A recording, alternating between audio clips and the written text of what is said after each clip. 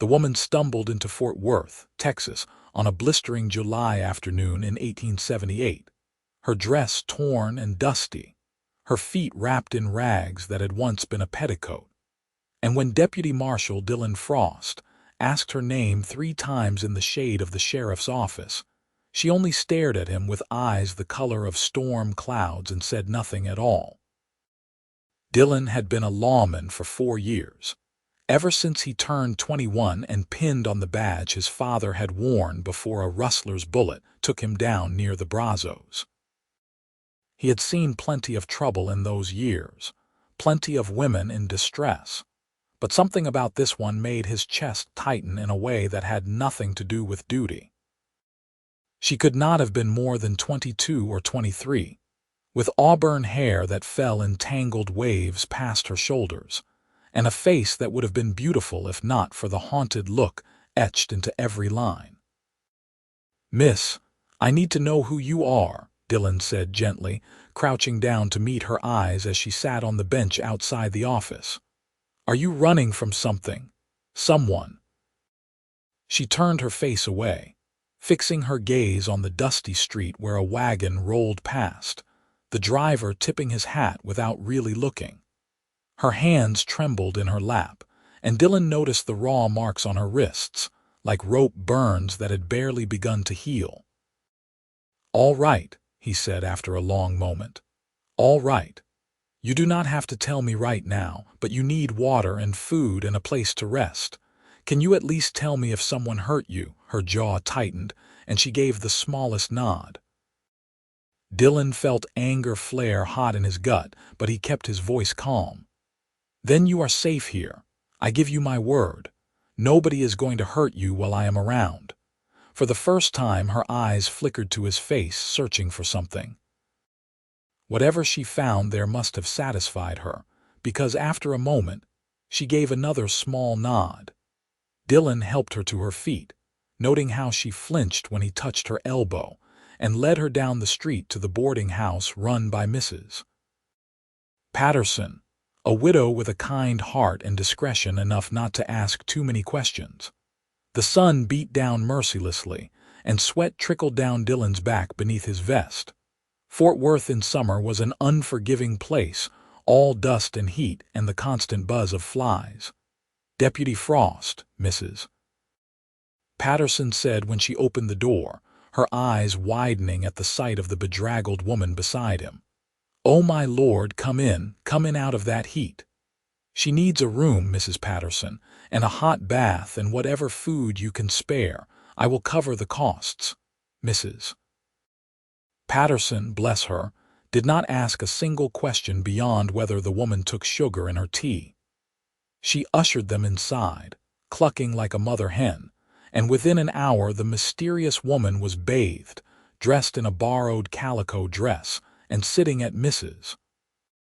Patterson's kitchen table with a bowl of beef stew and fresh bread. Dylan sat across from her, his hat on the table between them, and tried again. "I know you have been through something terrible. I can see that plain as day. But if you can tell me your name, maybe I can help you. Maybe I can find whoever did this to you and make sure they answer for it." She ate slowly, methodically, like someone who had not seen food in days. When she finally looked up at him, her expression was unreadable. Then she shook her head just once and returned to her meal. "You will not tell me." Another shake of the head. Dylan sat back, running a hand through his dark hair. "Well, I cannot just call you Miss Forever. That is going to get awkward right quick." He studied her face, the way the afternoon light from the window caught the red in her hair, the determined set of her chin despite the fear still lingering in her eyes. "How about I call you Hope? Just until you are ready to share your real name. Would that be all right?" She paused, spoon halfway to her mouth, and considered this. Then, slowly, she nodded. "Hope it is, then," Dylan said, and found himself smiling despite the strange circumstances. "Nice to meet you, Hope. I am Dylan Frost, and I am going to make sure you are all right. That is a promise." The first week passed in a strange, quiet rhythm.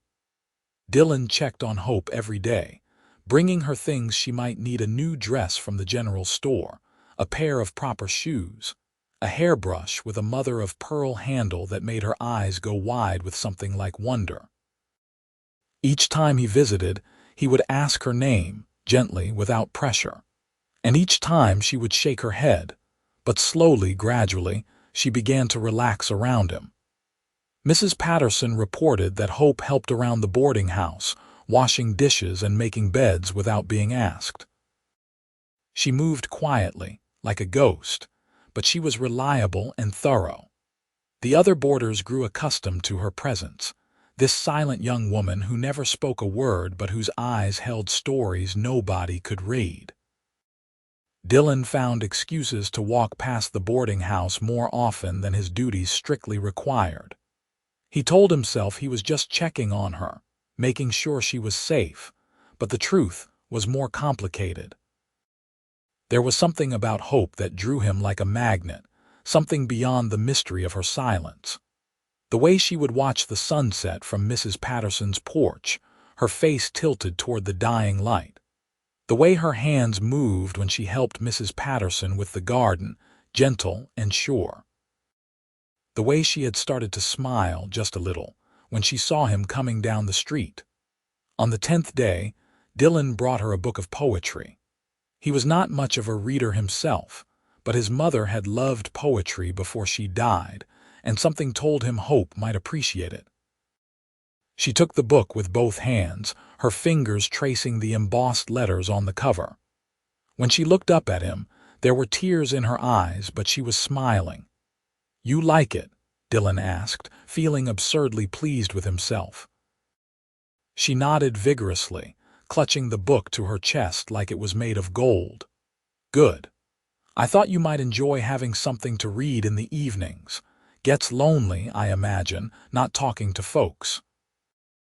Hope opened the book, flipped through a few pages, then turned it toward him, pointing at a particular poem.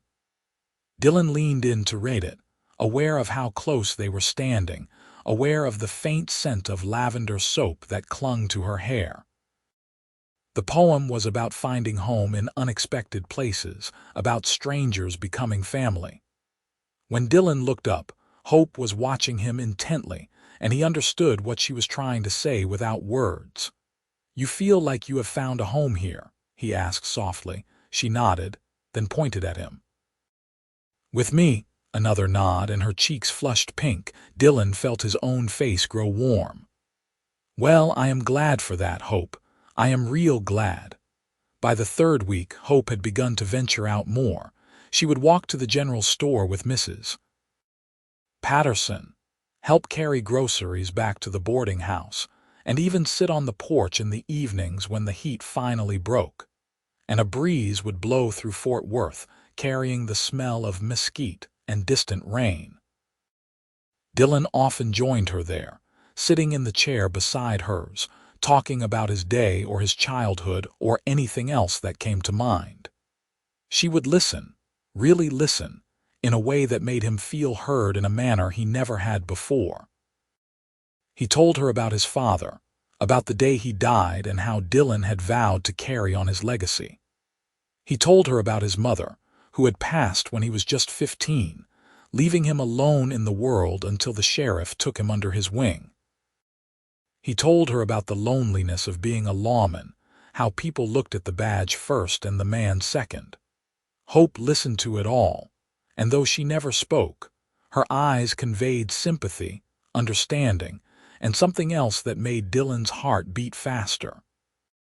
On the 22nd day, a stranger rode into Fort Worth. He was a hard-looking man with a scar running from his temple to his jaw and eyes that held no warmth whatsoever. Dylan was in the sheriff's office when the man walked in, his spurs jingling with each step. "Help you?" Dylan asked, standing from his desk. "Looking for someone," the man said, his voice rough as gravel. "Young woman, auburn hair about this tall." He held his hand up to indicate Hope's height. "Might have come through here a few weeks back, probably in rough shape."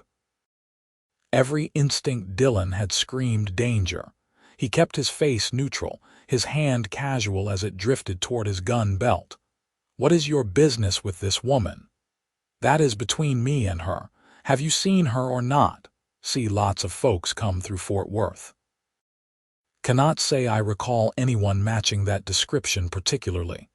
The man's eyes narrowed. "You sure about that, Deputy?" "Certain. But if you want to leave your name, I can keep an ear out." "What did you say you needed her for?" "Did not say. And I do not think you are being straight with me." Dylan straightened to his full height, which was considerable. He had his father's build, broad-shouldered and strong, and he knew how to use it. "I am being as straight as I need to be. You come into my town, you play by my rules. Now, either you tell me what your business is proper-like, or you move along." The man stared at him for a long moment, and Dylan could feel the tension crackling in the air like lightning before a storm. Finally, the stranger stepped back. "I will be around. If you do see her, you tell her that Silas is looking for her. She will know what that means." He turned and walked out, leaving Dylan standing in the middle of the office with ice in his veins. He found Hope in the boarding house garden, picking tomatoes in the late afternoon sun. The moment she saw his face, her smile vanished. "There was a man here today," Dylan said without preamble, "called himself Silas, had a scar right here." He traced a line down his own face. "Mean-looking fellow, you know him." The basket of tomatoes fell from Hope's hands, scattering red fruit across the dirt.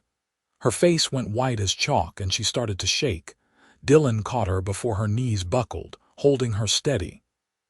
Hey, it is all right. He is gone now. I did not tell him anything.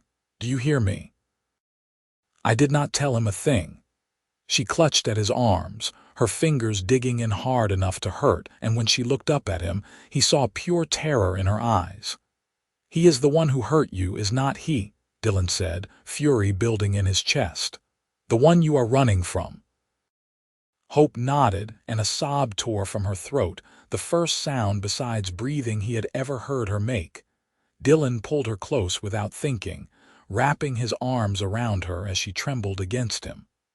"Listen to me, Hope. Listen. He is not going to touch you. I swear on my father's grave, I will not let him near you. Do you believe me?" She pressed her face into his chest, and he could feel her tears soaking through his shirt. He held her tighter, one hand coming up to cradle the back of her head, and for the first time in 4 years, Dylan Frost felt something other than duty driving him. This was personal now. This was about protecting someone who had come to mean far more to him than any witness or victim he had sworn to defend. Mrs. Patterson found them like that, and her expression softened with understanding. "Bring her inside, Deputy. I will make some tea." That night, Dylan did not leave the boarding house. He sat in the parlor with his gun across his lap, watching the street through the window as the moon rose full and bright over Fort Worth. Mrs. Patterson had put Hope to bed upstairs, giving her some laudanum to help her sleep. But Dylan knew he would not rest until he understood the full situation.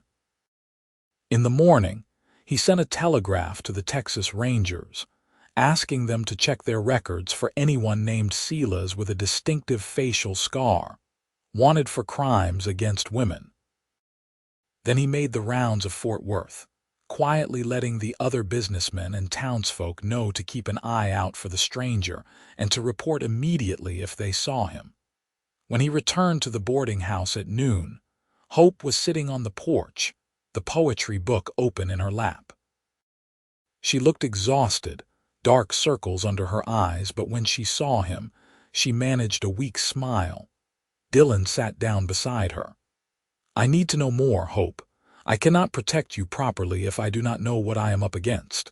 You do not have to tell me your name yet if you are not ready. But I need to know about Silas. Who is he? What did he do to you?" Hope stared at the book for a long time, then slowly reached into the pocket of her dress and pulled out a small piece of paper and a pencil. With careful, precise letters, she began to write. Dylan watched as words formed on the page. My husband. He killed my sister when she tried to help me escape. I ran. He will kill me if he finds me. The blood drained from Dylan's face. Your husband? You are married to that man, she nodded, tears spilling down her cheeks again. And your sister, Dylan's voice broke. God, Hope, I am so sorry, I am so damned sorry. She wrote again. He is a dangerous man. You should stay away from me. I will leave town tonight.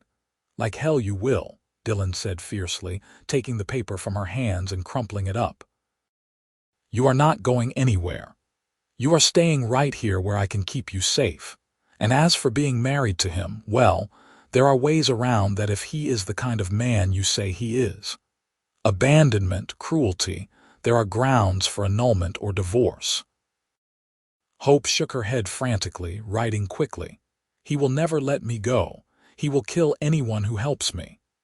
Then I guess he will have to try to kill me, Dylan said flatly. Because I am not backing down. You hear me, Hope? I am not letting you face this alone. She stared at him, searching his face for something, and whatever she found made fresh tears spill over.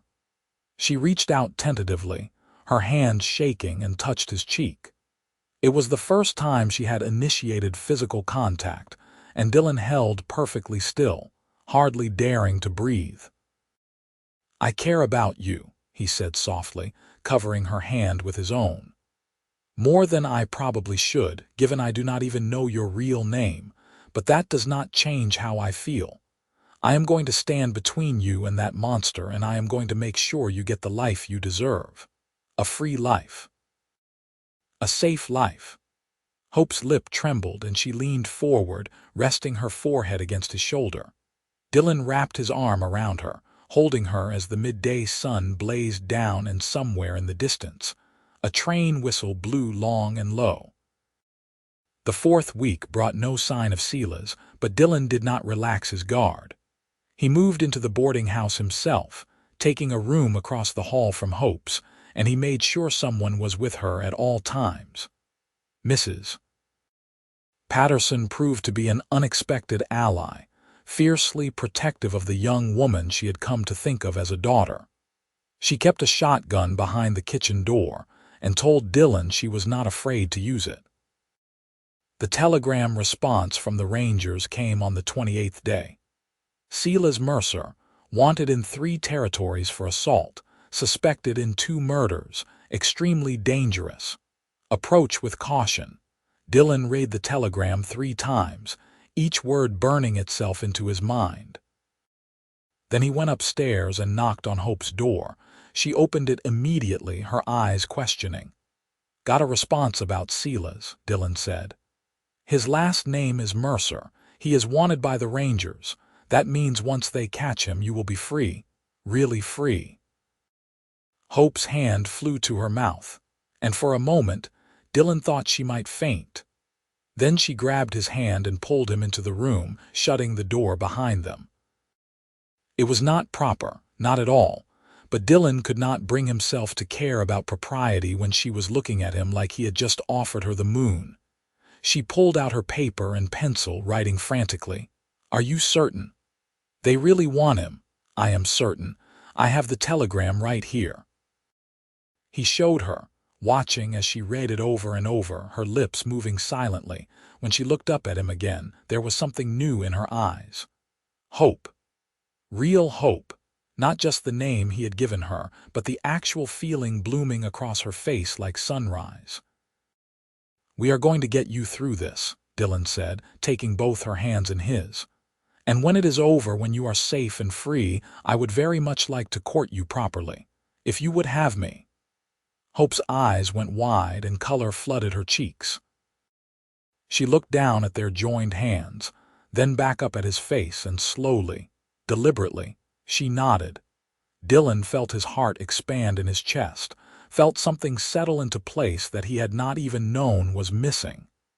He raised her hands to his lips and kissed her knuckles gently. Then that is what we will do. First we deal with Silas Mercer. Then I am taking you to dinner at the nicest restaurant in Fort Worth, and we are going to do this right. She smiled, really smiled, and it transformed her entire face. Dylan wanted to kiss her properly, wanted to pull her close and show her exactly how much she meant to him, but he had promised himself he would be a gentleman. So instead, he just held her hands and smiled back, and that was enough for now. Silas returned on the 32nd day, this time with 2 other men. They rode down Main Street at noon, making no attempt at subtlety, and Dylan met them in front of the sheriff's office with his gun already drawn. "That is far enough," he called out. "Silas Mercer, you are wanted by the Texas Rangers for assault and suspicion of murder. You and your friends need to dismount slowly and keep your hands where I can see them." Silas laughed, a cold, ugly sound. "So you do know where she is? I figured as much." "Hand her over, deputy, and we will be on our way. This does not have to get messy. Only place you are going is a jail cell. Now get down off those horses." One of the other men, a wiry fellow with a pockmarked face, reached for his gun. Dylan fired, hitting the man's hand and sending his pistol flying. The man screamed and clutched his bleeding hand while his horse reared. "Next one goes through somebody's chest," Dylan said calmly, though his heart was pounding. "Your choice." Silas's face darkened with rage. "You got no idea what you are dealing with, boy. That woman is my property. She belongs to me, legal and proper. I got papers. Those papers do not mean spit if you are wanted for murder, and they especially do not mean anything if you have been beating her. Now, for the last time, get down off those horses and put your hands up." For a moment, Dylan thought Silas might actually go for his gun. The tension stretched taut as a wire, and Dylan's finger tightened on the trigger. Then, from behind him, he heard the distinctive sound of a shotgun being cocked. "You heard the deputy," Mrs. Patterson's voice rang out. Dylan glanced back to see her standing on the porch of her boarding house, shotgun leveled at the mounted men. "And if he misses, I surely will not." More townsfolk began emerging from buildings, several of them armed. The blacksmith stepped out with a rifle. The saloon keeper had a pistol. Even old Mr. Hendricks from the general store stood in his doorway with an ancient musket. Silas looked around, realizing he was outgunned and outnumbered. His jaw worked with fury, but he was not stupid enough to start a fight he could not win. "This is not over," he snarled at Dylan. "That is my wife. The law is on my side. Not when you are a wanted man, it is not. Now you have 3 seconds to ride out of Fort Worth before I arrest you and your friends. 1. Silas jerked his horse's reins. 2. The 3 men wheeled their horses around. 3. They galloped out of town in a cloud of dust, and Dylan did not lower his gun until they were out of sight. Then his knees nearly buckled with relief. Mrs. Patterson came down from the porch and patted his shoulder. "That was well done, deputy. Real well done. Thank you, madam, for backing me up. That girl deserves better than a man like that, we all know it." She looked around at the assembled townsfolk, who were nodding in agreement. Fort Worth takes care of its own. Dylan found Hope standing in the doorway of the boarding house, her face pale but her eyes bright with something that looked like amazement. He walked over to her, holstering his gun. "He is gone for now," Dylan said. "But I sent word to the Rangers. They are sending someone to help. We are going to end this, Hope. I promise you that." She threw her arms around his neck without warning, hugging him so tightly he could barely breathe. Dylan held her just as tightly, burying his face in her hair, and for a moment he forgot about Silas Mercer and wanted posters, and everything else except the woman in his arms. The Rangers arrived 5 days later, 2 hard-eyed men in their mid-30s who had seen more than their share of trouble. They listened to Dylan's report, examined the evidence of Hope's injuries which had been documented by the town doctor, and declared that they would handle the situation. "We have been after Mercer for near on 2 years," the taller ranger said. His name was Captain Mills. He moves around a lot, never staying in one place long enough for us to corner him. But if he is fixated on getting this woman back, that gives us an advantage. We can use her as bait." "Absolutely not," Dylan said immediately. "You are not putting her in danger." "It might be the only way to draw him out, Deputy. We would keep her safe, of course." I said no. Find another way. Captain Mills exchanged a glance with his partner. "You got personal feelings for this woman. That is none of your concern. It is if it clouds your judgment." Dylan stepped forward, his jaw set. "My judgment is just fine. What is not fine is using a terrorized woman as bait for a killer. You want Mercer, you go track him down like you have been doing, but you leave her out of it." The second ranger, a stockier man named Lieutenant Harper, held up his hands. All right. Nobody is using anybody as bait. We will do this the right way. We will set up a perimeter around Fort Worth, watch all the approaches, and wait for Mercer to make his move." "Because he will make a move. Men like him always do." "Fine," Dylan said, relaxing slightly. "Then let me help. I know this town better than anyone. I can tell you the best places to watch." They spent the next 2 hours planning, mapping out Fort Worth and the surrounding territory, deciding where to position lookouts and how to coordinate if Silas and his men returned. By the time they finished, Dylan felt marginally better about the situation. The Rangers might be using hope to catch Mercer, but at least they were doing it with proper precautions.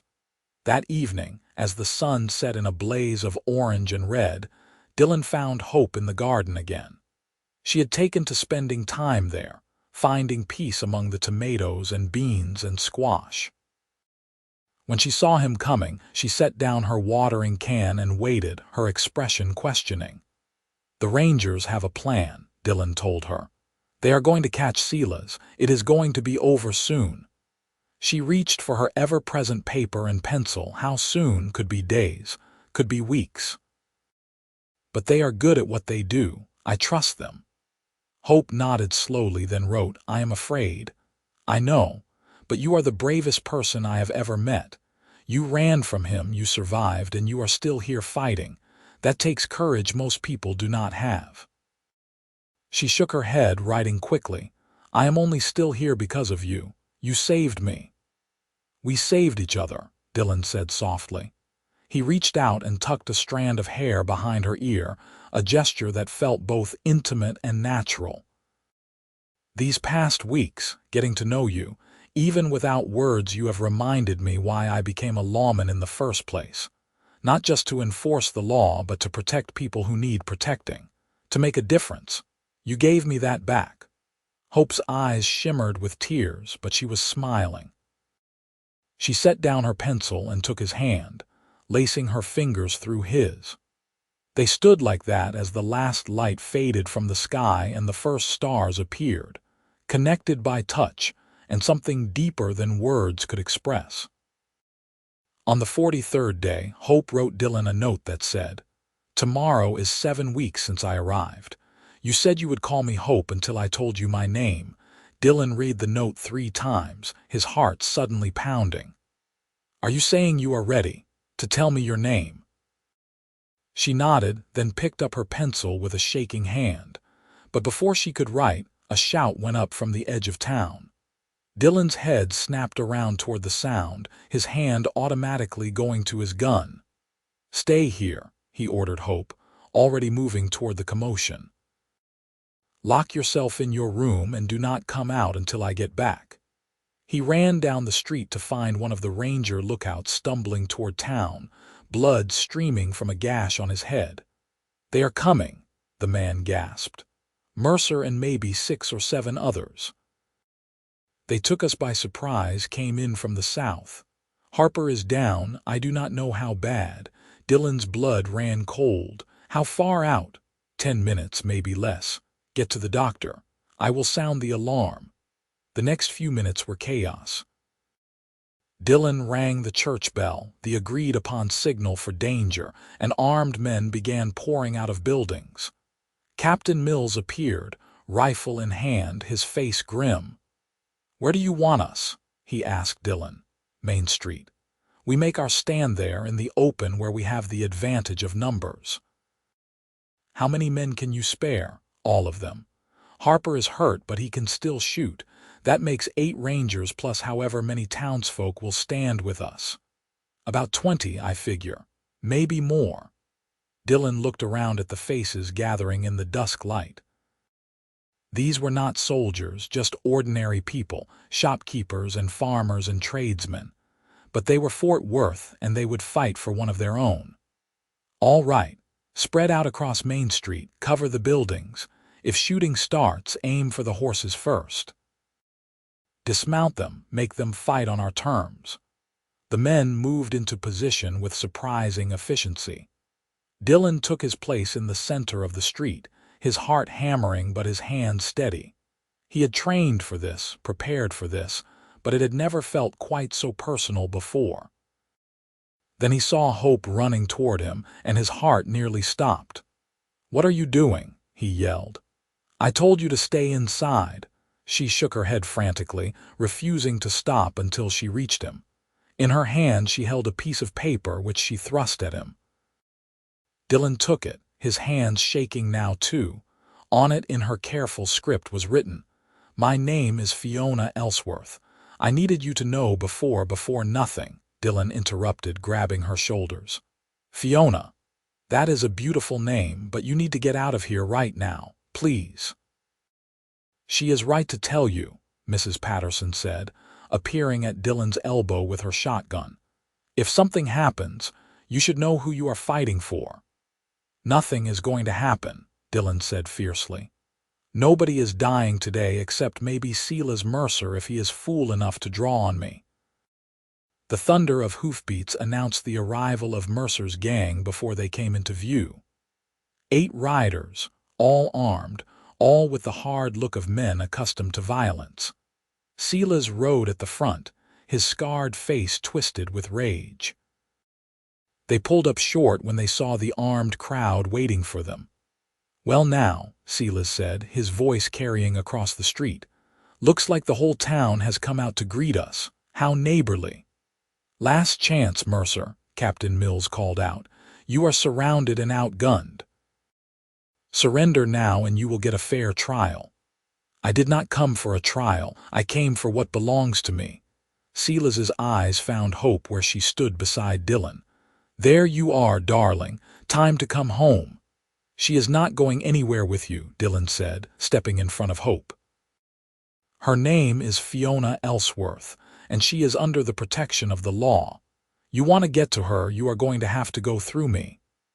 "That can be arranged," Silas said and reached for his gun. Everything happened at once. Silas drew, Dylan drew faster, and the crack of gunfire split the evening air. Dylan felt something burn across his left arm but ignored it, focusing only on his target. His shot took Silas in the shoulder, spinning him halfway around in his saddle. Return fire erupted from the Rangers and townsfolk, a thunderous barrage that sent Mercer's men diving for cover. The battle was brief but intense. 2 of Mercer's gang went down in the first volley, their horses bolting. The others returned fire, bullets whining through the air and thudding into buildings. Dylan heard glass shatter somewhere behind him. A man screamed. Another horse fell, thrashing in the dirt. Through it all, Dylan kept himself between Fiona and the attackers, firing methodically, each shot counting. Beside him, Mrs. Patterson's shotgun roared like thunder. Captain Mills moved through the chaos like a predator, his rifle speaking with deadly accuracy. It was over in less than 2 minutes. 5 of Mercer's men lay dead or wounded in the street. 2 had fled on horseback, disappearing into the gathering darkness. And Silas Mercer himself was on his knees in the dirt, blood pouring from his shoulder, his gun lying useless 3 feet away. Dylan walked forward slowly, his own gun never wavering. "It is over, Mercer. You are done." Silas looked up at him with eyes full of hate. "She is my wife. You got no right. She was your prisoner," Dylan interrupted. "There is a difference. And now you are going to hang for murder, and she is going to be free." Captain Mills stepped forward and hauled Silas to his feet none too gently, slapping irons on his wrists. "Silas Mercer, I am arresting you for murder, assault, and about a dozen other charges. You will be transported to Austin for trial." Silas spat in the dirt but said nothing more. The fight had gone out of him, replaced by the dull realization that his reign of terror was over. Dylan turned to find Fiona standing right where he had left her, tears streaming down her face. He holstered his gun and went to her, and she threw herself into his arms with enough force to make him stagger. "It is over," he murmured into her hair. "It is really over. You are safe now, Fiona." She pulled back just enough to look at his face, and then she did something that shocked him to his core. She spoke, her voice rusty and soft from weeks of disuse but clear as a bell. "Thank you," she whispered. "Thank you, Dylan." The sound of her voice saying his name was the most beautiful thing he had ever heard. Dylan cupped her face in his hands, mindful of the blood on his arm but unable to stop himself. "Say it again, please." "Dylan," she said and smiled through her tears. "Dylan Frost, I think I love you." He kissed her then, right there in the middle of Main Street with the town watching and bodies still warm in the dirt. It was not proper, not even remotely appropriate, but Dylan did not care. He kissed her like she was the last good thing in the world, and she kissed him back like he had saved her life, which he supposed he had. The aftermath took days to sort through. The wounded were tended, the dead were buried, and Silas Mercer was transported to Austin under heavy guard. The Rangers stayed in Fort Worth for a week, taking statements and filing reports, and through it all Dylan and Fiona were inseparable. She began to speak more, slowly at first, her voice gaining strength with each passing day. She told him her story in pieces, about growing up in Louisiana, about being courted by Silas when she was just 18 and thinking him charming until after they were married. About the first time he hit her, and the second, and the 100th. About how her sister Constance had tried to help her escape, and how Silas had found them on the road and shot Constance dead before Fiona's eyes. "I ran," Fiona said one evening as they sat together on Mrs. Patterson's porch. "I ran for days, stealing food, hiding in barns, terrified every moment that he would find me. And then I stumbled into Fort Worth, and you were there, and I did not know if I could trust you. I did not know if I could trust anyone ever again." Dylan took her hand, threading his fingers through hers. "But you did trust me, eventually. You gave me a name when I could not give you mine. You gave me hope when I had none left. How could I not trust you, Fiona?" he said softly. "That is who you really are. Not hope, not a woman on the run. Fiona Ellsworth, it suits you." She leaned her head on his shoulder. "I like when you say it. Makes me feel real again. You are real. You are the most real thing in my life." They sat in comfortable silence, watching the sun paint the Texas sky in shades of gold and crimson. Fort Worth had settled back into its normal rhythms, the excitement of the battle fading into legend the way such things always did. But for Dylan and Fiona, nothing would ever be quite the same. On the 50th day since Fiona's arrival, Dylan took her to dinner at the Fort Worth Hotel, the fanciest establishment in town. He wore his best suit, and she wore a new dress of deep blue that made her eyes look like the sky before a storm. They ate steak and potatoes and apple pie, and Dylan told her stories about his childhood that made her laugh, a sound he found he loved more than anything. After dinner, they walked along the banks of the Trinity River, the water dark and smooth under the rising moon. Dylan's arm was still bandaged from the bullet graze, but it barely hurt anymore. Small price to pay, he thought, for everything they had gained. "I got word from the Rangers today," Dylan said as they walked. "Mercer's trial is set for next month. They want you to testify." Fiona's steps slowed, and he felt her tense beside him. "Will I have to see him?" "Yes, but I will be right there with you, and when it is over, when he is convicted, you will be free. Really, truly free. His claim on you will be dissolved, and you can start a new life." "I have already started a new life," Fiona said quietly. "Here in Fort Worth, with you." Dylan stopped walking and turned to face her. "Fiona, I know we have not known each other long, just 7 weeks, really. But I have never been more certain of anything in my life. I want a future with you. I want to wake up every morning knowing you are safe and happy. I want to build a life together if you will have me." Fiona's eyes widened, and her hand flew to her mouth. "Dylan, are you not yet?" he said with a smile. "I am doing this proper, remember. First you testify and get free of Mercer legally. Then I court you the right way, flowers and everything. And then, if you still want me after all that, I am going to ask you to marry me. That is my plan anyway. What do you think?" she laughed, the sound bright and clear in the night air. "I think it is a wonderful plan. I think you are wonderful, and I think I do not want to wait." "Wait for what?" "For you to ask me properly." She took both his hands in hers, holding tight. "Dylan Frost, will you marry me? Will you let me be your wife? Let me stand beside you. Let me love you the way you have loved me." Dylan felt his throat tighten with emotion. "Fiona, you are supposed to let me ask you.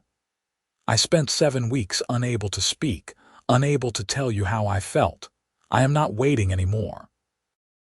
Her voice was fierce, passionate, alive.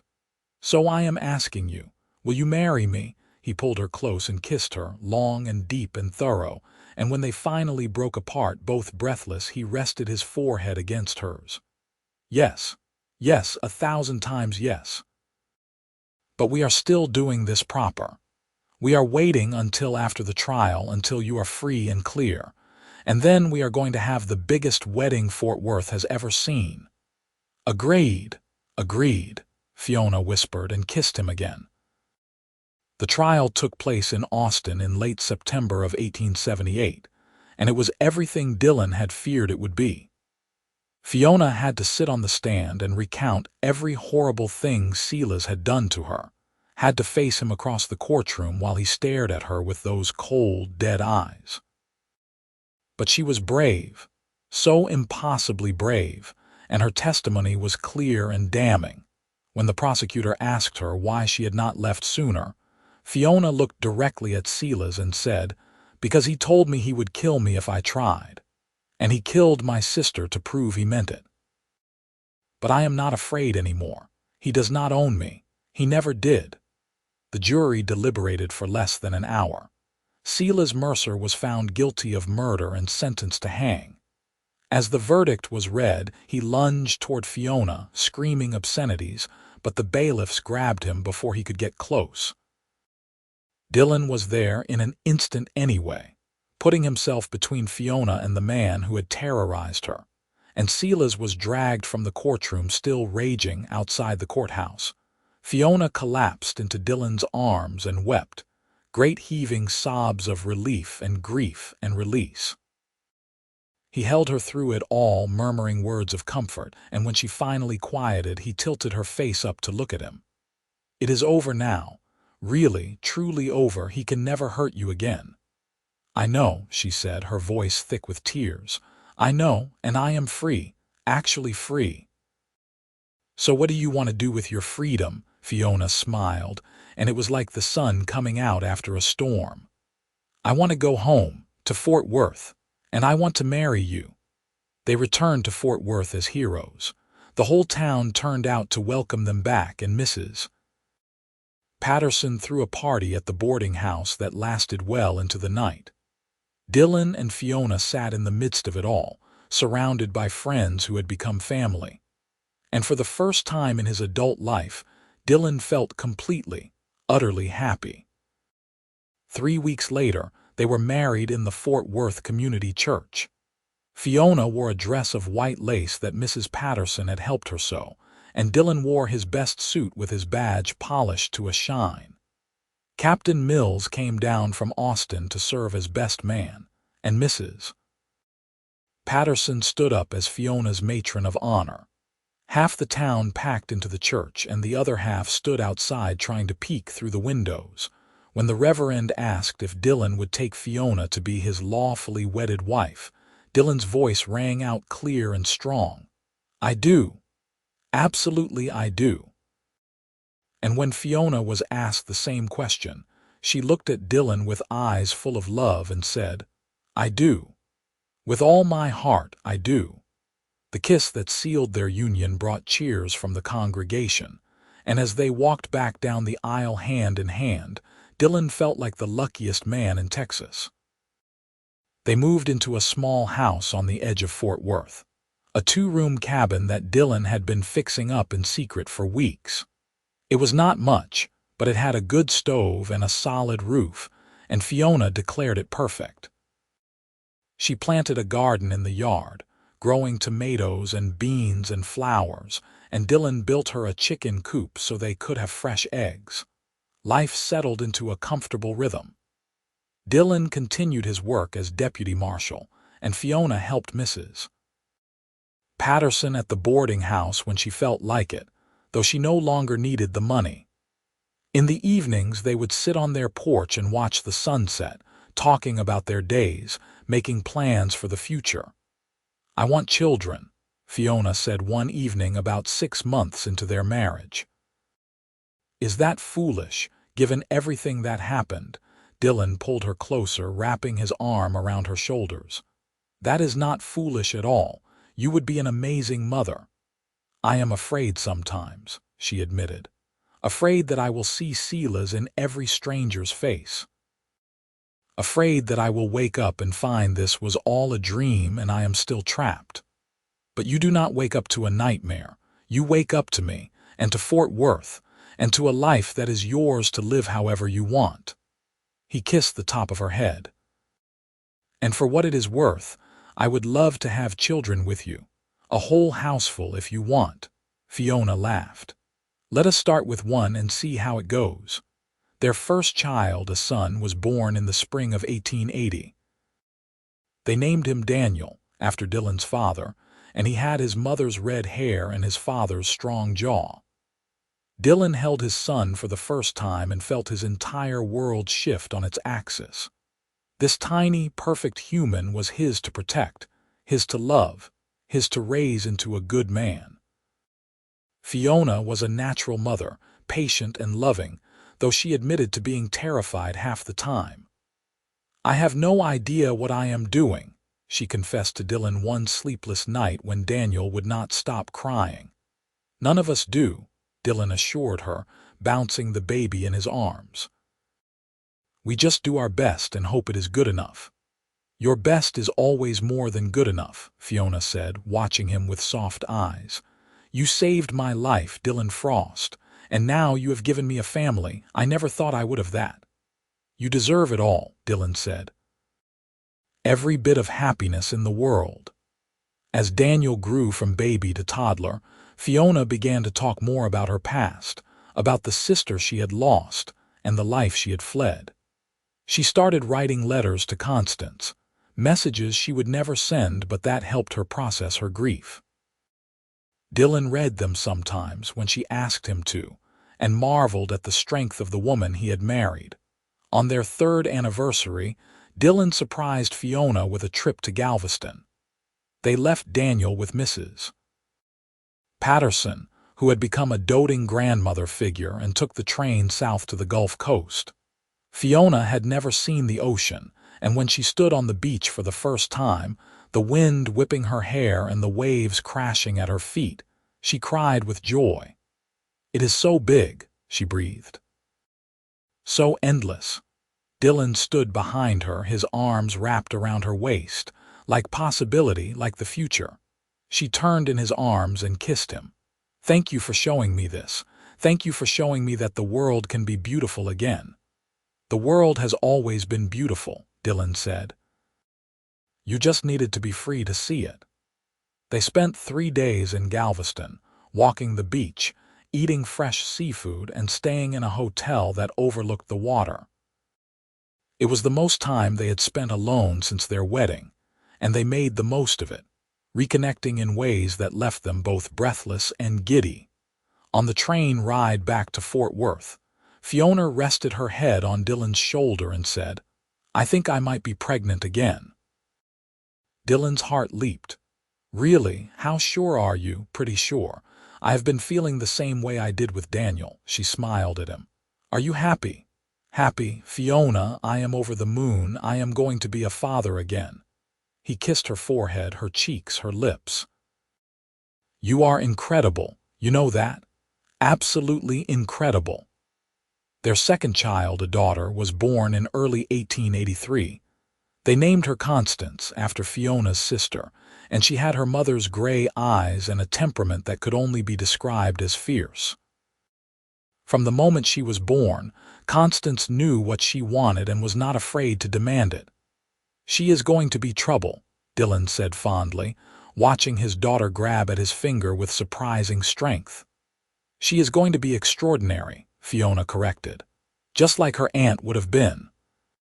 Raising 2 children while Dylan worked as deputy marshal was challenging, but they managed. Fort Worth had grown considerably in the years since Fiona's arrival, and with growth came new problems. Dylan dealt with more and more cases of theft, violence, and general lawlessness. But no matter how hard his day was, he always came home to Fiona and their children, and that made everything worthwhile. One evening in 1885, when Daniel was 5 and Constance was 2, Dylan came home to find Fiona sitting at the kitchen table with a letter in her hands. She was crying, but when she looked up at him, she was smiling. "What is it?" Dylan asked, immediately going to her side. "It is from the governor's office," Fiona said, holding up the letter. "They have officially pardoned me. Erased any record of my marriage to Selace, declared me innocent of any wrongdoing. It is like it never happened, legally speaking." Dylan took the letter and read it himself, his eyes scanning the official language. "Fiona, this is wonderful. This means you are truly free in every possible way." I know. She wiped at her tears. "I thought I was already free, but seeing it in writing, seeing the government acknowledge what he did to me, it feels different, it feels final." Dylan pulled her into his arms, holding her tight. "You are free, you are safe, you are loved. And you are home." "Home," Fiona repeated, the word soft and reverent on her lips. "Yes, this is home." As the years passed, Fort Worth continued to grow and change. The wild frontier town of Dylan's youth gradually transformed into a proper city with schools and churches and businesses. The railroad brought new people and new opportunities, and Dylan found himself dealing less with outlaws and more with disputes over property and business dealings. In 1887, he was offered the position of sheriff when the previous sheriff retired. Dylan discussed it with Fiona for weeks before accepting. The promotion meant more responsibility, more danger, but also more ability to shape Fort Worth into the kind of place where their children could grow up safe. "I trust your judgment," Fiona told him. "You have always done what is right. And Fort Worth needs someone like you leading its law enforcement." As sheriff, Dylan implemented new policies and procedures, trained new deputies, and worked to make Fort Worth one of the safest towns in Texas. He never forgot why he wore the badge, never forgot the terrified woman who had stumbled into town 9 years earlier, unable to even say her name. That memory drove him to protect the vulnerable, to stand up to bullies and tyrants, to make Fort Worth a place where someone like Fiona could find refuge. Their family continued to grow. A third child, another son, was born in 1888. They named him Thomas, and he was the most easygoing of their children, content to toddle after his older siblings and play quietly with his toys. Fiona said he had Dylan's temperament, steady and reliable. By 1890, Daniel was 10, Constance was 7, and Thomas was 2. The little cabin had become too small for their growing family. So Dylan built them a proper house with 4 bedrooms and a parlor and a kitchen big enough for Fiona to cook for the whole town if she wanted. He built it with his own hands, working on weekends and evenings, and when it was finished, Fiona cried with happiness. "Look at what we have built," she said, standing in the empty parlor and looking around. "A home. A real home with children and love and hope for the future. When I ran to Fort Worth 12 years ago, I never could have imagined this." Dylan wrapped his arms around her from behind, resting his chin on her shoulder. "You imagined it. You just did not believe it could be real, but you were brave enough to reach for it anyway." "We were brave together," Fiona corrected. She turned in his arms to face him. "You could have sent me away that first day, you could have refused to help me, but you did not. You gave me hope when I had none, and you never gave up on me." "How could I give up on you?" Dylan asked softly. "You are the best thing that ever happened to me." They kissed in the empty parlor of their new house, surrounded by the promise of the life they would build there, and outside the Texas sun blazed down on Fort Worth, on the town that had become their sanctuary and their home. As the years turned into decades, Dylan and Fiona became fixtures in Fort Worth.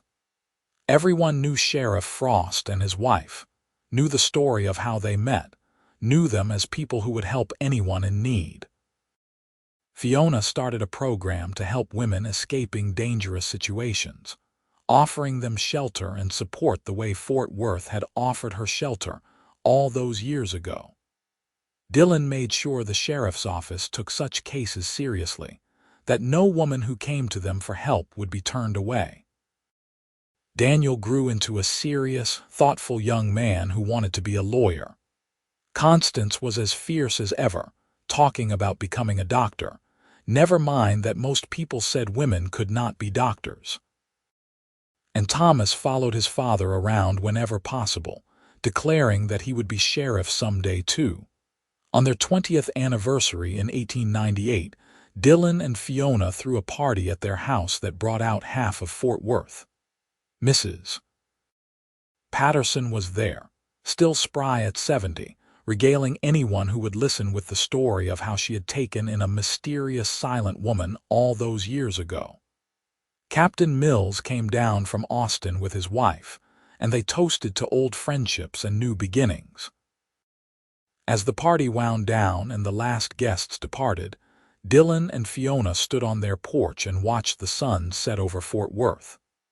The town had changed so much from the dusty frontier settlement Dylan had known as a young deputy, but the essentials remained the same. It was still a place where people looked out for each other, where strangers could become family, where hope could bloom even in the harshest desert. "I love you," Fiona said suddenly, taking Dylan's hand. "I do not say it enough, but I do. I love you more than I can ever express." "I know," Dylan said, squeezing her hand. "I have always known, and I love you just as much. You are my heart, Fiona. You always have been." She leaned against him, and they stood like that as the sky turned from gold to purple to deep blue.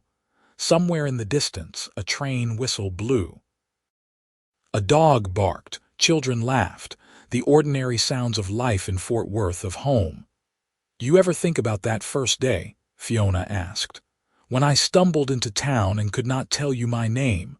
"All the time," Dylan admitted. "I think about how scared you looked, how brave you were even in your terror. I think about how I decided to call you Hope, and how that seemed to give you something to hold on to. It did. It gave me everything." Fiona pulled back to look at him, her gray eyes bright in the fading light. "You gave me back my voice, Dylan. You gave me back my life. And I will spend every day we have left making sure you know how grateful I am. You do not owe me gratitude. You never did. All I did was what any decent man would do." "No," Fiona said firmly. "What you did was extraordinary. You saw a person in need and you helped, no questions asked, no conditions attached. That is not common, Dylan. That is rare and precious and exactly why I fell in love with you." Dylan cupped her face in his hands, the same way he had the day she first spoke his name, and kissed her with all the love and devotion he had felt for her every day of their 20 years together. When they pulled apart, both of them were smiling. "Come on," Dylan said, taking her hand. "Let us go inside. Our family is waiting." They walked into their house together, into the warm light and happy chaos of their children's voices, into the life they had built from hope and courage and love. And as the door closed behind them, Fort Worth settled into the peaceful darkness of another evening, another day in the life of a town that had witnessed a miracle. 25 years after Fiona had first stumbled into Fort Worth, unable to speak her name, she stood in the garden of their home, now a sprawling place with additions and improvements accumulated over decades. Her hair had threads of silver now, and there were lines around her eyes, but she was still beautiful, still the woman Dylan had fallen in love with at first sight. Daniel was a successful lawyer in Dallas, married with 2 children of his own. Constance had indeed become a doctor, one of the first female physicians in Texas, and was making a name for herself in Austin. Thomas had followed his father's footsteps and was now a deputy in Fort Worth, working under Dylan's leadership and learning the trade. Dylan had retired as sheriff the previous year, passing the badge to a younger man he had trained himself. But he still spent time at the office, still offered advice and support, still made sure Fort Worth remained the kind of place where people could find refuge and hope. On a warm evening in 1903, Dylan and Fiona sat on their porch with Thomas and his new bride, a sweet girl from a ranch outside town. They were talking about the future, about Thomas's plans to buy a house nearby, about the grandchildren Dylan and Fiona hoped would come soon. "Tell us the story," Thomas's wife said suddenly. "About how you two met. Everyone says it is the most romantic story in Fort Worth, but I have never heard it properly."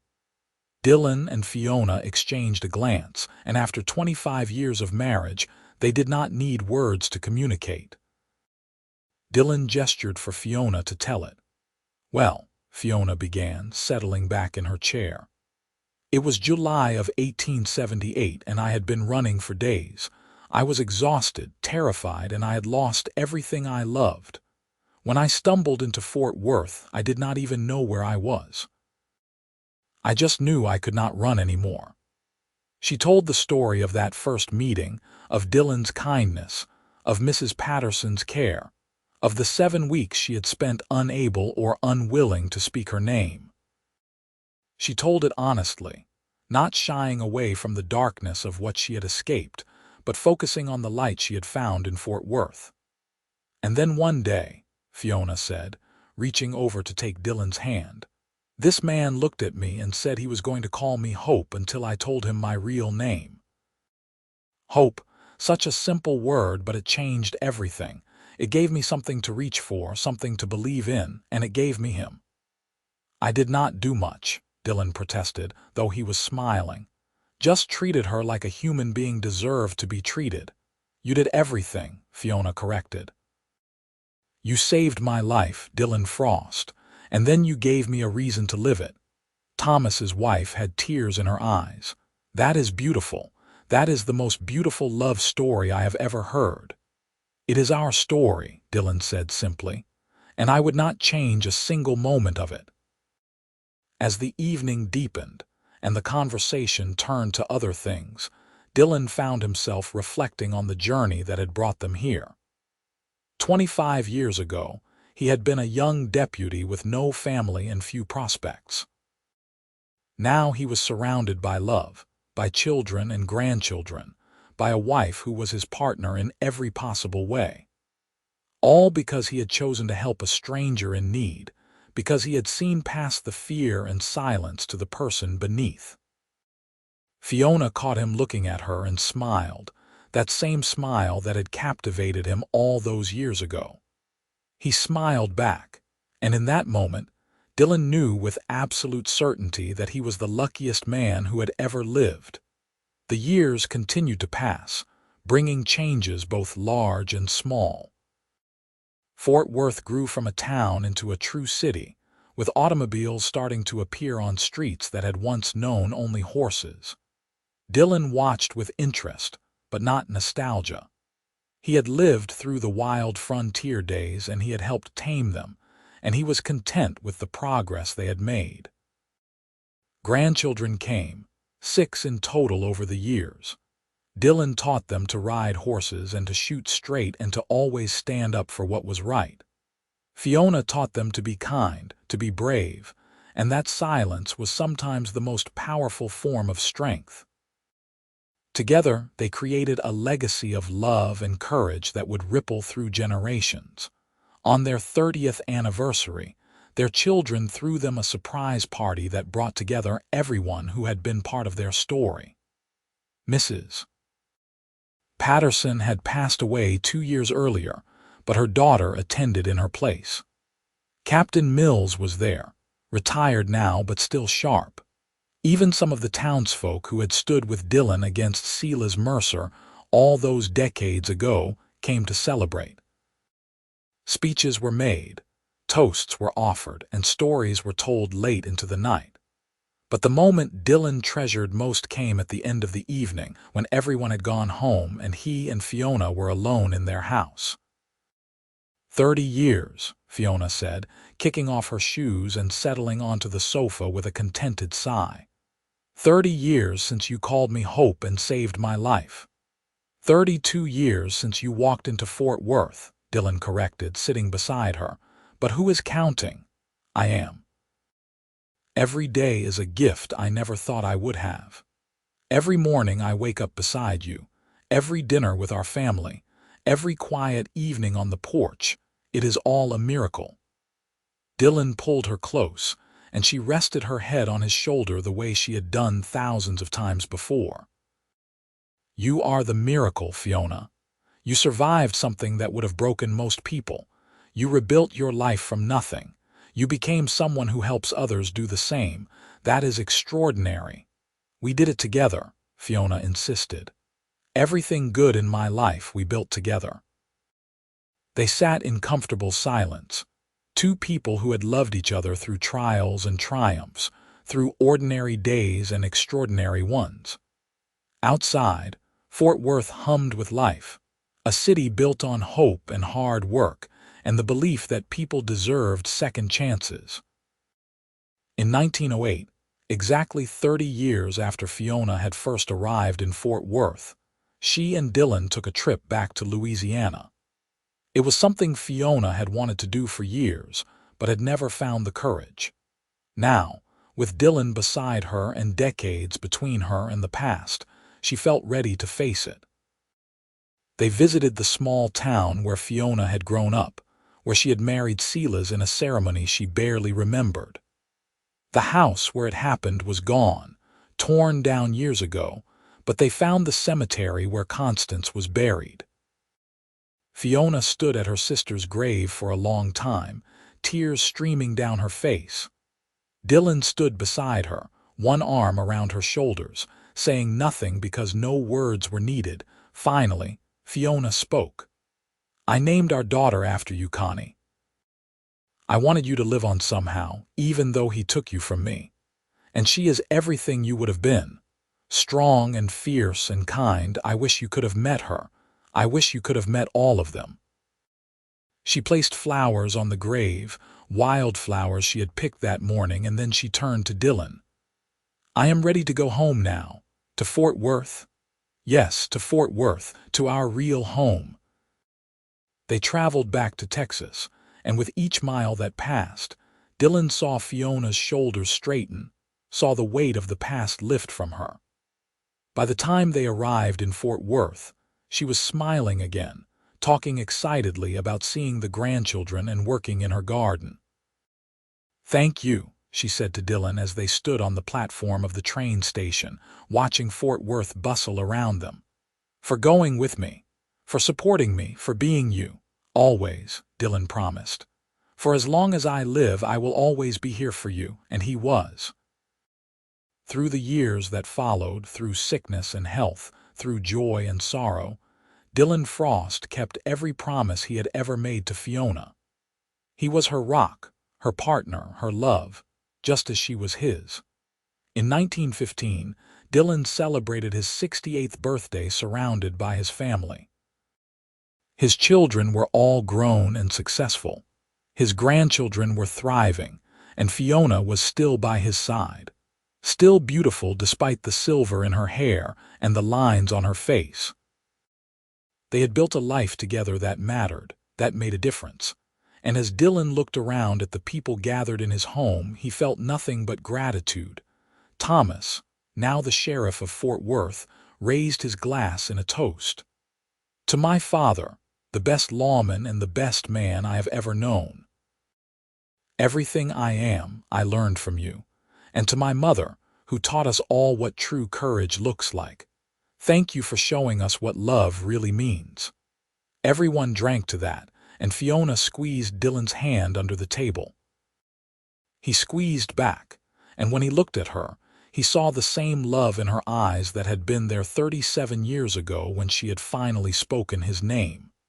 That night, after everyone had gone and they were preparing for bed, Fiona said, "Do you remember what I told you the day we married? That I loved you with all my heart." "I remember every word you have ever said to me," Dylan replied. "I need you to know that it is still true, more true now than ever. You are my heart, Dylan Frost. You have been since the day you called me Hope and gave me a reason to hope again." Dylan crossed the room and took her in his arms, holding her close. "And you are mine. You have given me a life beyond anything I could have imagined. A family, a purpose, a reason to be better than I thought I could be.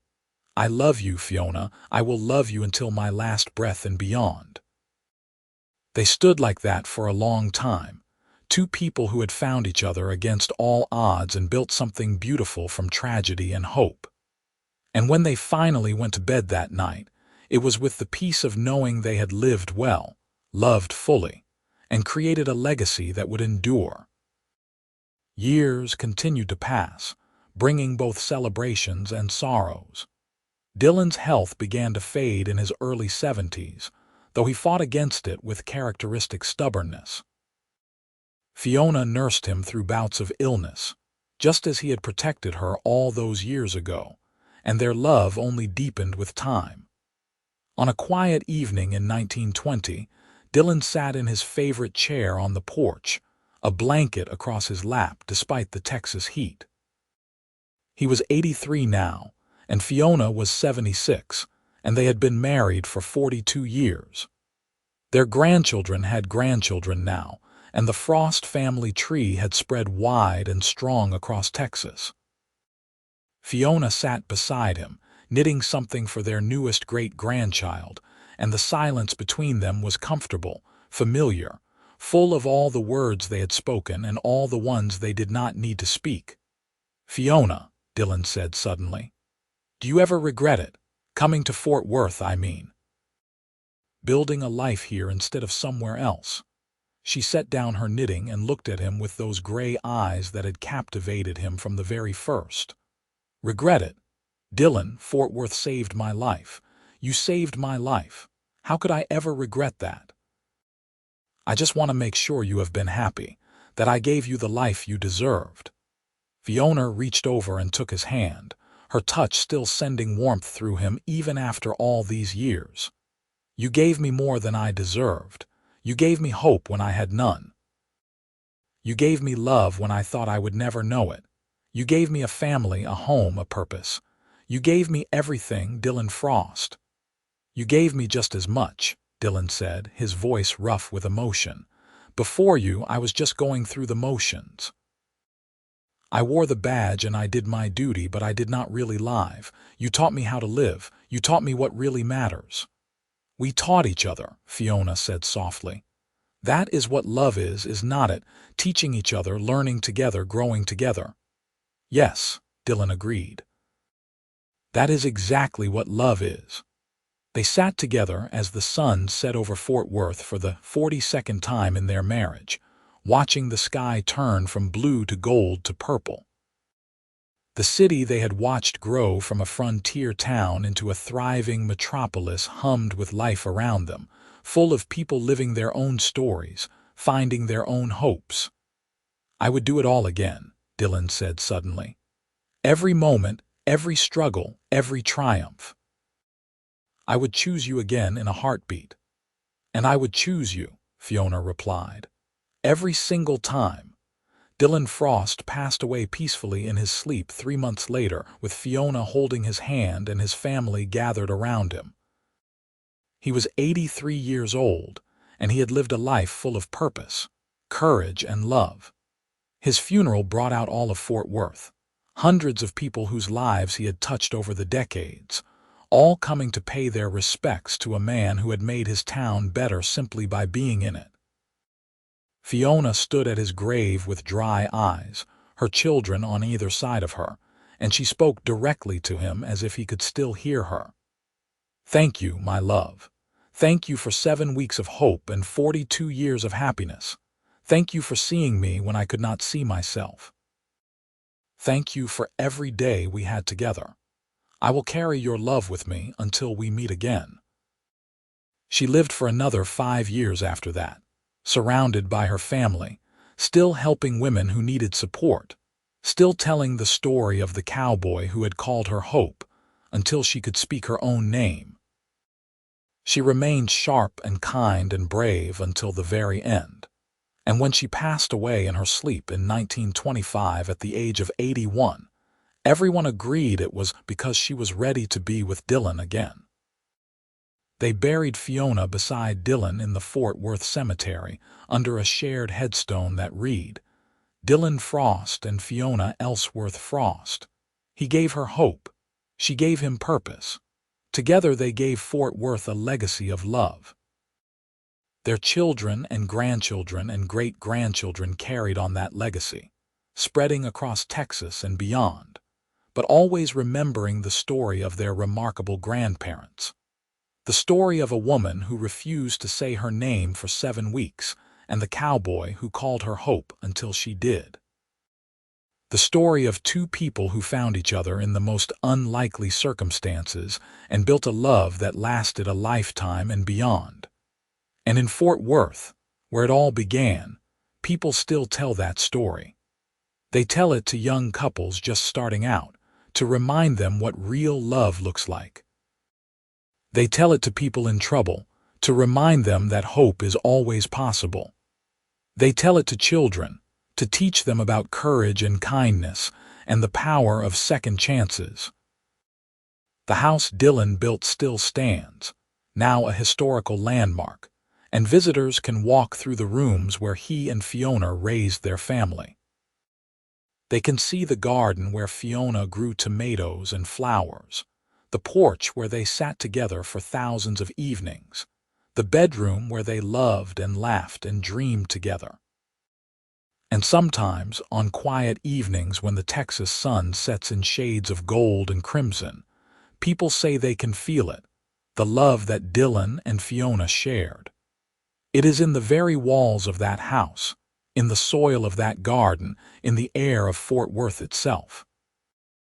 A reminder that love can bloom anywhere, even in the dust and heat of the Wild West. Even when one person cannot speak their name and another offers them hope instead. That is the true legacy of Dylan and Fiona Frost. Not just the family they created or the lives they touched, but the proof they provided that love, real love, the kind that changes everything, is always possible. All it takes is courage, compassion, and the willingness to see another person's pain and choose to help anyway. Their story became legend in Fort Worth, told and retold through generations. never losing its power to move people to tears and inspire them to be better. And though Dylan and Fiona were long gone, their love remained, as real and present as it had been the day a young deputy looked at a terrified woman and decided to call her Hope. And she looked back at him and decided, against all odds, to trust him. That trust became partnership. That partnership became love. And that love became a force that shaped not just two lives, but an entire community, an entire legacy that would echo through time. In the end, that is what matters. Not the fear and pain that brought Fiona to Fort Worth, but the hope and love she found there. Not the violence and darkness of the Wild West, but the light that people like Dylan and Fiona brought to it. Their story was not about running from something, but about running toward something better, toward hope, toward home, toward each other. And that is why, more than a century after Dylan Frost called a nameless woman Hope and promised to protect her, people still tell their story. Because it reminds us all that no matter how dark things seem, no matter how lost we feel, there is always hope. There is always the possibility of finding home in unexpected places, of being seen and valued for who we truly are, of building something beautiful from even the most broken pieces. Dylan and Fiona Frost proved that love can heal the deepest wounds, that courage comes in many forms, and that sometimes the most powerful thing you can do is offer another person hope and mean it with your whole heart. They proved that family is not just blood, but choice and commitment and showing up for each other day after day, year after year. Their descendants still gather every year on the anniversary of Fiona's arrival in Fort Worth, still toast to the cowboy and the woman who could not speak, still tell the story to the newest generation. And every time they tell it, they end the same way.